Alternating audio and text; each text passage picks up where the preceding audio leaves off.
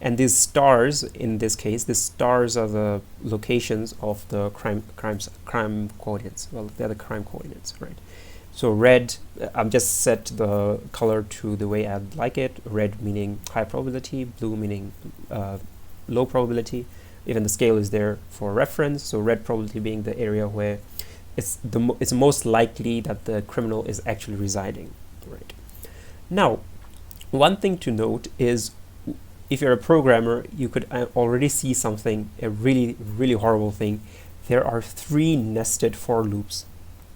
If you're in computer science, you'd already know it's a minimum of O(n) cubed, right? It's a cubic computation, right? And it's not as optimized. So to optimize our algorithm, sometimes if you're using a specific library in Python, you have to try and dig in, right, to see if the operations you're willing to do, if they can be reframed, or rather, if they already have a few functionalities implemented within the libraries, which can take leverage of, right? NumPy, fortunately, it's known to be optimized for matrix-like operations, and yeah, basically those heavy types of matrix operations, arrays, and those things, right? So this next class that I came up with, it's specified to NumPy operations, or rather the algorithm is specified to NumPy operations and NumPy functionalities, right? So here you can see that the crime locations I'm getting, you would be inputting them as just a list of tuples or a list of lists, right? 2D or whatever, right? But I'm converting them into a NumPy array, right? So that NumPy array is, well, now that array of crime coordinates is now a NumPy array. Now the phi, or like the phi function, right? It's just using NumPy where distance is greater than b, you output 1, otherwise you output 0. Now the reason you see it using np.where, simply because, remember, we're using a matrix. This NumPy is optimized for matrix-like operations, or like arrays, right? So it's actually doing it over the entire matrix, right, for each individual value. So however it finds that distance, or whoever in the 2D array it finds that distance is greater than our buffer zone, then it'll just put a 1 in that matrix, and else otherwise. And yeah. So then the simulate function, same thing as the previous, like the same signature as previous, right? But only I'm just converting all of those variables into NumPy arrays and NumPy data types. So the user doesn't have to manually convert them into NumPy arrays or NumPy variables and then input into the function, right? So S is our 2D vector space, and then grid is that XY grid, right? Then we have that flattened, what is it? It's stacked it, right? So the stack is done. I think this is actually a wrong comment. It's not generate flatten the 2D into a 1D, right? It's not necessarily that. What it's doing here is stacking it into pairwise coordinates, right? So rather I can say generating pairwise coordinates, right? So we're reshaping our mesh grid into pairwise coordinates and so on, right? Then we're just choosing the algorithm we'd like to use, or like this user would like to use, as either the Manhattan distance or the L2 norm, right? Or like the Euclidean distance, right? So in this distance, right, is basically calculating the distance between each of those coordinates and each point within the grid. That's what it's doing. So the sum is basically because it's a Manhattan distance, and in the Euclidean function is because we're taking the L2 norm. So basically we're taking the L2 norm. So the sum is basically because we're taking the Manhattan distance. So it's accessing all the coordinates within the 2D space. Then it's accessing all the points within our list of coordinates for the crime locations, and with all those crime coordinates, it's just subtracting from the from each individual coordinates or within the space. I hope I'm not confusing people too much, but regardless, I'll post all of this in my GitHub repo, so it's accessible to everyone, and you can take a look at it from there. So then we calculate our probabilities. Well, there's the numerator, denominator, then the numerator, then the denominator for the first term, second term. Then we just calculated our first term, second term, calculate the probabilities, multiplied with a k, right, constant k. Then within the grid, now we're summing them up. Probability sum, what it will output is a grid, right? But each grid, within that grid, there is a row, and within each row, there is a specific array, right? And that specific array, that's the one that has those 3 probabilities, right? Those 3 probabilities for those 3 crimes that we have specified, or rather we might specify. So in this case, if you have five crime locations, then it will sum all those 5 probabilities, and so on. Now the thing that is going to output is basically a grid, right? It's going to be a one-dimensional grid. So up there it's just flattening it, and here we are just reshaping it to become a 2D grid, right? Just like the shape of the stack that we got. Yeah. And then later on we're just going to plot it using some libraries and so on. So this is just like the class implementation of basically the same thing over, but with a few more optimization and using NumPy's optimization. Now here I've re-implemented that class, right, but by leveraging my GPU. Now keep in mind, NumPy, it only uses the CPU, right, for its operation, but PyTorch, or even you can even try and implement it using TensorFlow, but I'm using PyTorch. PyTorch, you can literally simulate, right? It's not only for machine learning tasks, but yes, it's for machine learning tasks, but how do you think they do those tasks, right? They have those specific functions, those matrix functions, right? Or those matrix operations that it can take in and leverage. The key part here is the GPU, right? PyTorch can also run on the CPU, there's no problem, but if you have a GPU, try and utilize it. And there aren't many libraries that can actually leverage GPU in Python apart from libraries like PyTorch or TensorFlow. Scikit-learn is CPU based, but PyTorch, you can use that. It's something I've learned from Mr. P Solver. That's the YouTube channel. I guess I'll link his channel as well. That's where I've learned that you can actually leverage this. It's quite fascinating. So ever since that time, I'm like, yeah, I need to do this. So regardless, I just re-implemented that same class, but with Torch, or like PyTorch's operations, similar operations, right? A lot of them, they're similar to the NumPy functions, right? The names are similar to NumPy functions, except for a few, like for example, you have the unsqueeze and such. So basically unsqueeze, what it did in the NumPy class is to rearrange it into the dimensions which are compatible for the subtracting operation, or like basically to find the difference and such. But yeah, they're very, very similar operations. It's just optimized to use the GPU instead, right? Now here, one thing you have to keep in mind is when you're outputting the data, say you're plotting it on Matplotlib or something, you have to convert those values, transfer them from the GPU if they were in the GPU, then you just put them into the CPU so you can actually compute it. It's something that PyTorch did, or like needs to be done for if you want to treat them as normal values, right? So that's done. Right, okay. Now this is where the GPU basically now is using this sort of experiment is just using the GPU, right? But the variables are the same. So your mesh grid, your city bound, your B, F, G, K, they're all the same as the one above. It's just using the GPU, right? There isn't really much of a difference, but we'll get to where the difference actually comes about, right? Now this is just a comparison, right? So just a first experiment that we can think about. Now this is where the bound n is now set to 100. So instead of a 60 by 60, I'm going to be dealing with a 100 by 100, right? Now, how many divisions are there? There are 1001 divisions, right?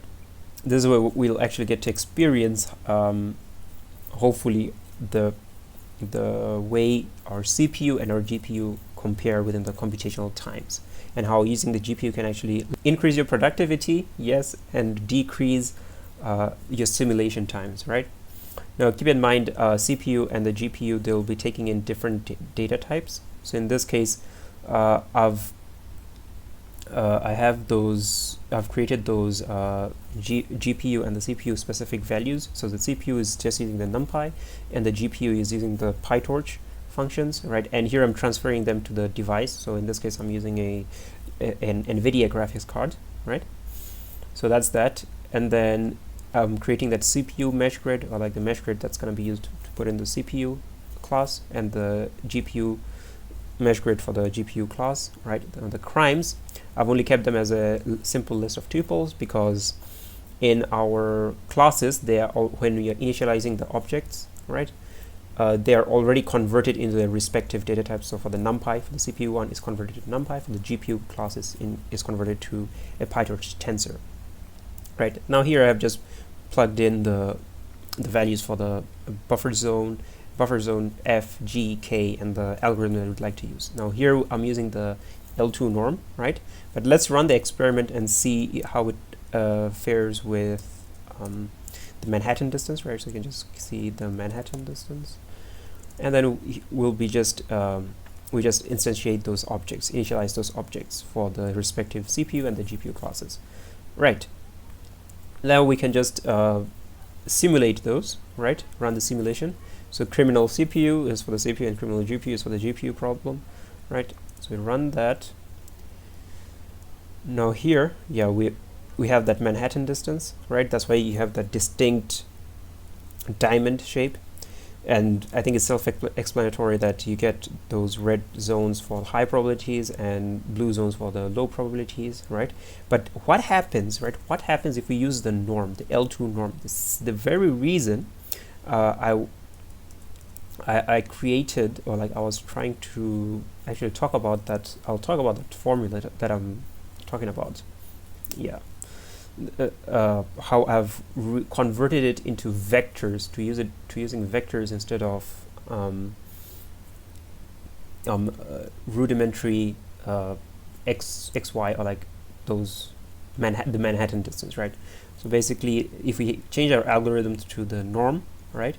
So we're using the normal, or like the L2 norm, right? Then we come up with the, as you can see, circles, right? So circle is basically, it's accounting for the Pythagorean distance. So it's the entire radius, right? So it's taking the entire radius. It's not only taking the sum of x, y, it's basically calculating the shortest distance between each point, right? So using the Pythagorean distance. So that's why you come up with a unique circle in this case. Now, comparison to this is where I'm really trying to emphasize on how GPU can actually be better for simulation tasks than CPU. In fact, much better. But also we have to understand, is it worth it from time to time to always write our simulation in GPU rather than CPU?